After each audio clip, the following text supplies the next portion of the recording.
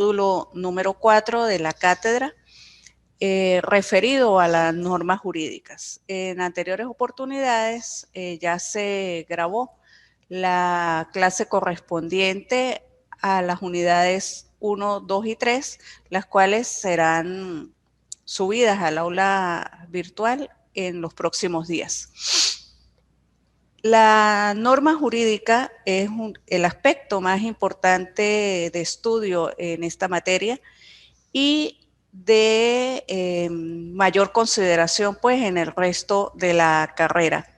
El estudio de la norma jurídica y su análisis como expresión propia del derecho nos permite ubicarla en el amplio conjunto de leyes que existen, identificando a su vez su formulación y estructura. Esto nos permite estudiar diversas disciplinas en las cuales se reúnen las normas jurídicas y que dan origen a las dos grandes familias del derecho, que son el derecho público y el derecho privado, de donde se desprenden todas las demás ramas del derecho.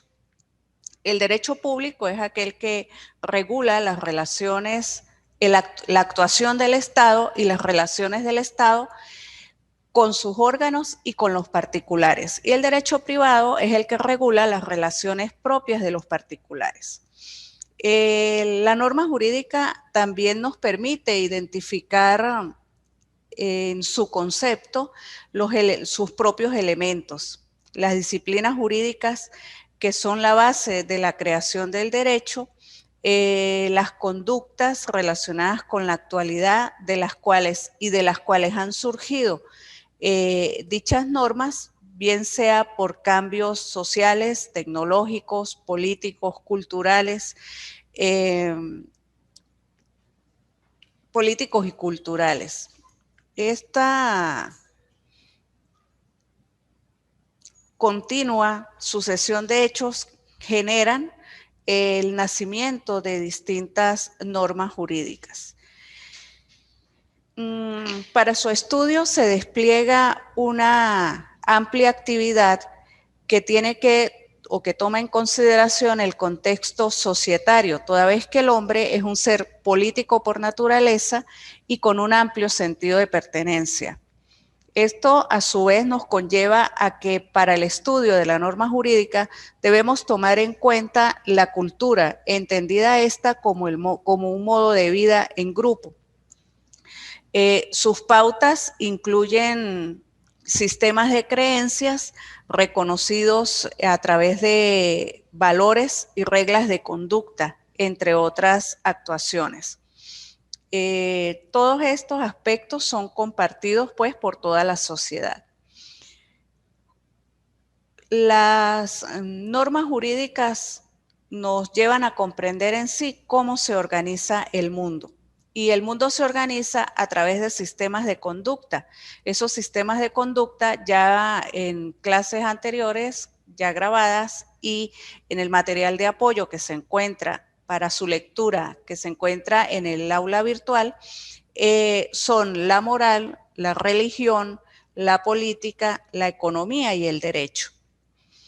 El elemento común entre estos sistemas de conducta es la existencia de normas. Sin embargo, hay normas que no están escritas, como son los convencionalismos sociales y las normas morales. Las normas, en fin, regulan la vida en sociedad. No hay órdenes de conducta, sino normas que regulan nuestro comportamiento. El concepto de norma jurídica desde el punto de vista tradicionalista o como ciencia tradicional surge a partir de las consideraciones de Santo Tomás, según el cual las normas jurídicas son órdenes o mandatos impartidos por el Estado. Son meros imperativos expresados en forma condicionalmente categórica, es decir, juicios donde no hay condición alguna pueden revestir forma positiva o negativa. Por ejemplo, se debe pagar un impuesto, no se debe robar, no se debe matar. La norma jurídica también es concebida como un mandato psicológico, según la tesis de John Austin, gran estudioso de la jurisprudencia inglesa o analítica, según el cual la norma jurídica viene a ser un auténtico mandato psicológico que tiene en cuenta elementos metajurídicos o elementos extraños al derecho. Él hace referencia a 3 elementos: la voluntad psicológica o querer de una persona que tiene por contenido que otra persona diferente se conduzca de cierta manera. La expresión de tal voluntad, que puede ser por medio de palabras o cualquier símbolo o signo, y que exista esa otra persona o destinatario del mandato en condiciones, que tiene que estar en condiciones de comprender el sentido de dicho mandato. Estos 3 elementos expuestos por John Austin deben ser concurrentes. También se concibe la norma jurídica como un juicio de la lógica del ser, es decir, el juicio o pensamiento enunciativo se declara o describe en un mismo sujeto, es decir, se dice, se afirma o se niega algo de ese sujeto. Por ejemplo, Pedro es abogado, Dios es omnipotente. Estos son juicios. Existen pues en los juicios 3 conceptos: el sujeto, el predicado y la cópula. Los juicios pueden ser universales o particulares, dependiendo de la cantidad de funciones o personas a las cuales está dirigido. También es necesario tomar en cuenta la cualidad de tales juicios, que pueden ser afirmativos o negativos, la modalidad en que se emiten, asertorios o problemáticos, y por la relación disyuntiva pueden ser, por su relación pueden ser disyuntivos e hipotéticos. Para conceptualizar pues la norma jurídica, podemos decir que es una regla de conducta dictada o promulgada por un poder legítimo para regular la conducta humana por medio de prescripciones, autorizaciones o prohibiciones. Presupone pues que su incumplimiento genera una sanción coercitiva. Coercitiva es decir que su cumplimiento se puede obtener a través de medios forzosos o violentos por parte del Estado. Los elementos de la norma jurídica son, en principio, 3: el supuesto de hecho o hipótesis, la sanción o consecuencia jurídica y la causalidad jurídica. El supuesto de hecho o hipótesis es una anticipación hipotética a una realidad futura, posible, que se requiere o que requiere que sea regulada. Una hipótesis que de producirse provocará una consecuencia en forma de conducta o comportamiento que el derecho, de forma imperativa, nos ordena cumplir. Por ejemplo, el artículo 405 del Código Penal establece el que intencionalmente haya dado muerte a alguna persona. Esto es una hipótesis. Si alguien da muerte a una persona, ¿cuál es la consecuencia que esto genera? La sanción penal. La sanción o consecuencia jurídica o efecto jurídico es el acto resultante de aquellas situaciones jurídicas reconocidas por las normas cuando se llevan a cabo los supuestos de hecho. Por ejemplo, siguiendo el artículo 405 del Código Penal, el que intencionalmente haya dado muerte a una persona, la sanción o consecuencia jurídica es que será penado con una pena de presidio de 8 a 18 años. Es decir, es lo que denominamos el efecto, que tiene por causa la subsunción de la conducta humana en el supuesto de hecho normativo. Su inobservancia, desacato del precepto o de la conducta a seguir acarrea pues una consecuencia jurídica que es la sanción. Y en tercer lugar tenemos la causalidad jurídica, es decir, no hay consecuencia jurídica sin un supuesto de hecho. No puede ser impuesta una pena o una obligación de manera arbitraria sin que previamente exista un supuesto jurídico consagrado por el legislador, de cuya realización se hace depender la consecuencia jurídica. Se encuentra esto consagrado en lo que en derecho se denomina el principio de legalidad, que toda obligación y toda sanción se debe estar previsto previamente en la ley.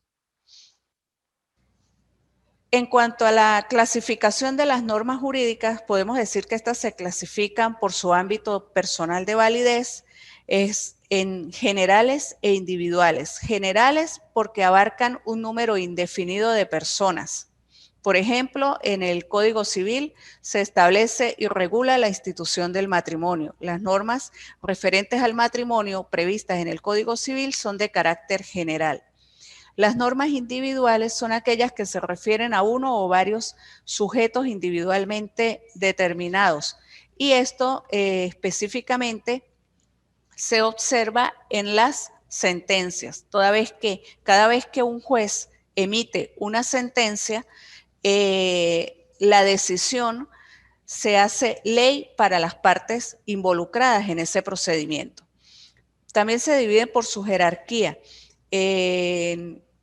por cuanto forman parte de un orden jerárquico normativo, en fundamentales o primarias y derivadas o secundarias. Esto lo veremos más adelante en la pirámide jurídica, que es la que establece el orden de jerarquización de las normas que conforman el sistema jurídico venezolano.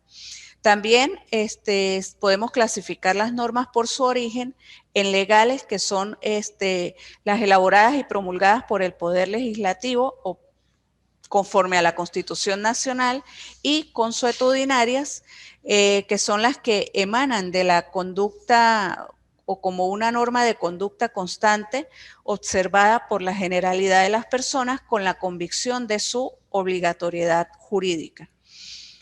Por su dependencia, las normas jurídicas podemos decir que se clasifican en autónomas, que integran por sí mismas un mandato o prohibición jurídica sin que por ello necesite ninguna otra norma jurídica que la explique, y heterónomas o incompletas son aquellas que no tienen sentido si no es en conexión con otras normas.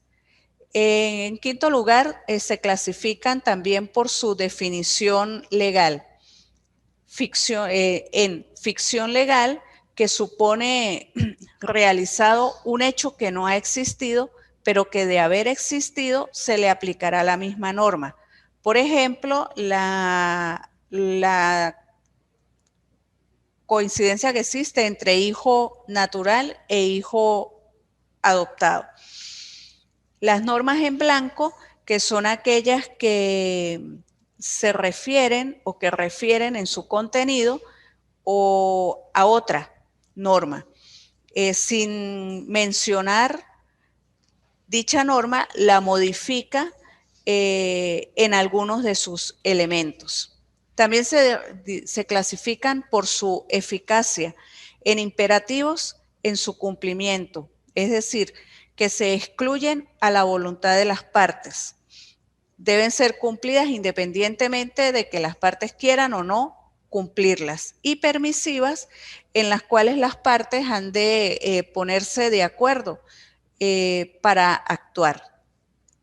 Entre las características de la norma jurídica podemos señalar las más importantes: la bilateralidad, la coercibilidad, la generalidad, su carácter de abstracción, la legitimidad y la permanencia. Bilateralidad, ¿por qué? Porque crea derechos y deberes. No es solo un imperativo de conducta, no solo impone en una persona el deber de actuar de una cierta forma, sino que al propio tiempo autoriza a otra persona para exigir del obligado el cumplimiento del deber.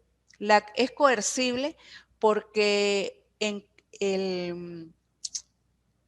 para el caso en que el deber no sea cumplido, predispone la posibilidad de la imposición de una sanción por el órgano competente del Estado. Es una sanción en potencia. Generalidad, por cuanto la norma jurídica prevé para categorías de personas y situaciones, y no para personas en particular. Todas las personas cuyas características circunstanciales coincidan con las descritas en la norma están obligadas por esa norma. Abstracción, porque la norma no dispone para casos concretos, sino para casos o categorías de hechos, para tipos que integran el supuesto normativo. La legitimidad de la norma para ser obligatoria implica que debe cumplir con determinados requisitos establecidos en el ordenamiento jurídico al que pertenecen. Y su permanencia no significa que sean eternas, sino que una vez que surja una norma jurídica nueva, puede derogar esa norma jurídica en el mismo ámbito de competencia. La estructura de la lógica de la norma jurídica, decimos que la norma jurídica es lógica porque es un juicio y su estructura corresponde a la de los juicios. Dado el supuesto jurídico, un hecho antecedente señala otro hecho, no como algo que ocurrirá necesariamente, sino como algo que debe ser. Por eso se dice que toda norma jurídica es un deber ser. El enunciado, si es A, debe ser B, o dado A, debe ser B. Por tanto, consta de dos partes: un supuesto de hecho, que es la hipótesis de conducta, que si se produce provocará la consecuencia jurídica, y la consecuencia jurídica, que tiene por causa la subsunción de una conducta humana en el supuesto normativo. Son los mismos elementos que la integran. En primer lugar, el supuesto de hecho o hipótesis, que es el conducto de condiciones establecidas en la norma, de las cuales se hace depender la realización de efectos jurídicos. Y, en segundo lugar, una consecuencia jurídica que su eficacia se traduce en validez o nulidad de las condiciones diseñadas por la norma jurídica. Es el resultado o efecto que produce esa realización. Y por último, su consecuencia también, que es la sanción, es según la cual el mayor de edad goza de sus derechos civiles.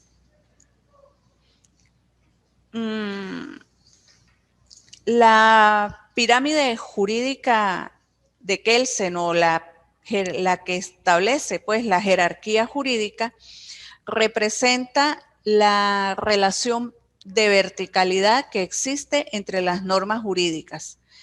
Esta pirámide es la representación gráfica del sistema jurídico y se encuentra segmentada en diversos estratos o niveles. Surge de la idea de Hans Kelsen de que toda norma jurídica obtiene su valor de una norma de superior jerarquía. Según Hans Kelsen, existen 3 niveles jerárquicos. El fundamental que es la punta de la pirámide, que en nuestro ordenamiento jurídico es la Constitución Nacional, y es el texto base del cual emanan todas las leyes y disposiciones que conforman nuestro sistema jurídico. El nivel legal o intermedio que se encuentra dividido en subpeldaños, que se ordenarán según su jerarquía y que hace, según la jerarquía del conjunto de leyes que hacen vida dentro del marco legal constitucional. Y en su base o la parte final de la pirámide, que es la parte más ancha, se encuentran las sentencias. Esta pirámide jurídica fija los límites, define las relaciones entre los poderes, establece la base para el gobierno y garantiza los derechos. Esta es la función de la Constitución y que se encuentra en el vértice superior de la pirámide, en el primer plano de legalidad. Y allí se encuentran también, debajo de la Constitución, las leyes orgánicas, los tratados internacionales, las leyes especiales y las leyes ordinarias. Debajo de estas, en un segundo plano de legalidad, se encuentran los decretos y reglamentos. En un tercer plano de legalidad se encuentran las ordenanzas y resoluciones. Y por último, las sentencias y actos administrativos. Las leyes orgánicas son las que así denomina la Constitución de conformidad con el artículo 203. Se dictan para organizar los poderes públicos, para desarrollar los derechos constitucionales y también las que sirven de marco normativo para otras leyes. Por ejemplo, la Ley Orgánica del Trabajo, los trabajadores y las trabajadoras, la Ley Orgánica de Drogas, la Ley Orgánica de Procedimientos Administrativos. Debajo de estas o con estas se encuentran los tratados internacionales, que son los compromisos adquiridos por el Estado como miembro de la comunidad internacional y que adquieren forma de ley y fuerza de ley una vez que son suscritos y ratificados por el Poder Legislativo. Las leyes especiales, que son aquellas que rigen con preferencia al campo de su especialidad sobre las leyes ordinarias. Por ejemplo, el Código Civil, el Código Penal, la Ley contra Delitos Informáticos, entre otros. Las leyes ordinarias son aquellas sancionadas por la Asamblea Nacional con la finalidad de regular o normar una determinada materia. Por ejemplo, la ley de las personas con discapacidad. También se encuentra en el plano legal que sigue los decretos, que son actos administrativos dictados por la rama ejecutiva del poder público o del poder nacional, es decir, por el presidente. Se presenta en caso que la rama legislativa delegue temporalmente en el presidente de la República o cabeza del Poder Ejecutivo la potestad de legislar, de dictar leyes. Es lo que llamamos o lo que se llama la ley habilitante. A través de las leyes habilitantes en casos excepcionales previstos específicamente por el artículo 236, numeral 8 de la Constitución Nacional.